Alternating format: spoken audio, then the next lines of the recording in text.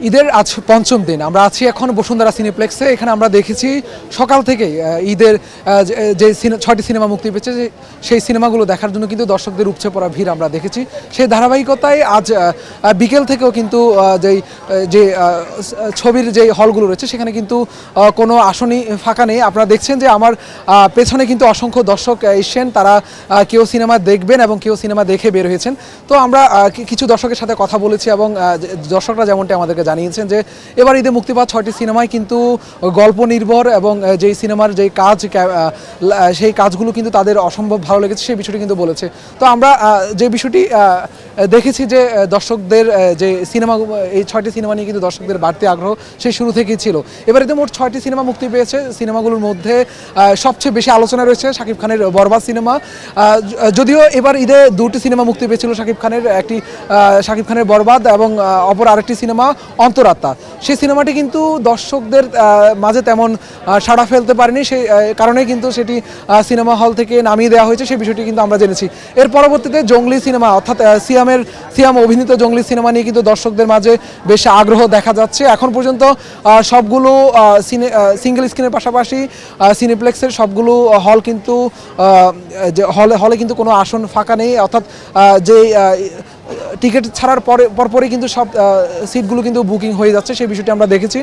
সব মশার বিরুদ্ধে সুরক্ষা দিতে এলো বসুন্ধরা এক্সট্রিম অ্যারোসল, মশার বিরুদ্ধে এক্সট্রিম সুরক্ষা। অর্থাৎ কোনো হল কিন্তু ফাঁকা যাচ্ছে না। অর্থাৎ এর পাশাপাশি আফরান নিশো দাগি সিনেমা কিন্তু খুব আলোচনায় রয়েছে।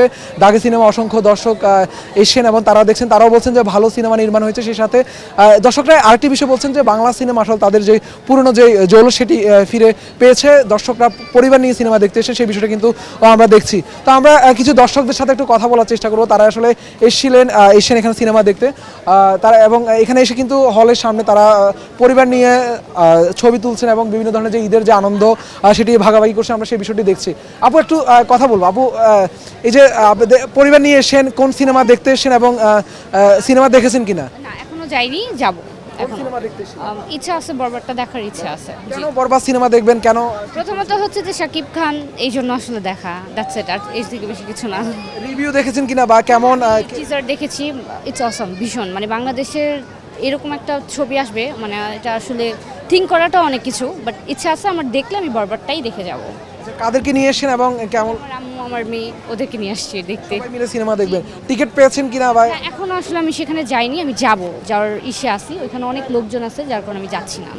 দর্শক যেমনটি বলছিলেন যে তারা পরিবার নিয়ে সিনেমা দেখতে এসেন, যে বিষয়টি আসলে এর আগে আমরা খুব কমই দেখেছি যে বাংলা সিনেমা দেখতে দর্শকরা তাদের পরিবার নিয়ে এসে, সেটি কিন্তু আমরা খুবই কম দেখেছি। সেই ধারাবাহিকতা কিন্তু এবার একটু ভিন্ন যে আমেজ সেটি আমরা দেখেছি।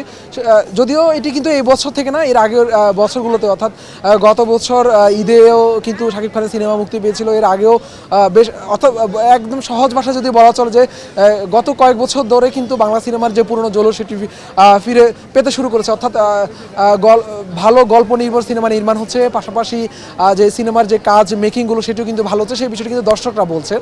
এবং এবার ঈদে যে মুক্তি পাওয়া 6টি সিনেমা, সবগুলো সিনেমা নিয়ে কিন্তু দর্শকদের বাড়তি আগ্রহ রয়েছে, সেই বিষয়টা আমরা দেখেছি।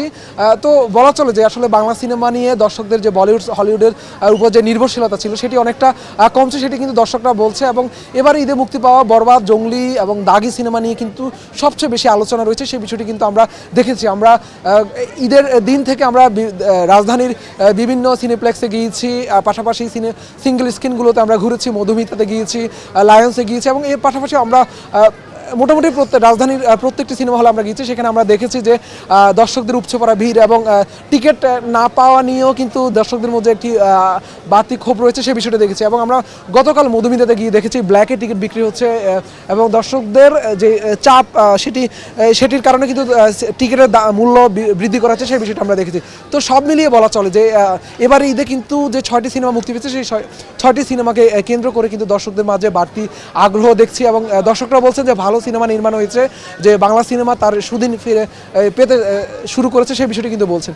তো আমরা আজকে যে রাজধানীর যে বসুন্ধরা যে সিনেপ্লেক্সে এসেছি সেখানে আমরা কিছুক্ষণ আগে জিন 3 দাগি জঙ্গলি সিনেমার হল ভেঙেছে, সেখানে আমরা যখন দর্শকরা বের হয়েছে তাদের সাথে কথা বলেছি, তারা বলেছেন, তারা তাদের মতামত দিয়েছে এবং তারা বলছেন যে বাংলা সিনেমা যদি এই ধারা অব্যাহত রাখতে পারে তাহলে কিন্তু অনেক দূর এগিয়ে যাবে বাংলা সিনেমা, সেই বিষয়টি কিন্তু তারা বলছিলেন। তো দর্শক, বসুন্ধরা সিনেপ্লেক্স থেকে এই ছিল আমার কাছে সর্বশেষ। পরবর্তীতে আরও আপডেট থাকলে আমরা আপনাদেরকে জানানোর চেষ্টা করব।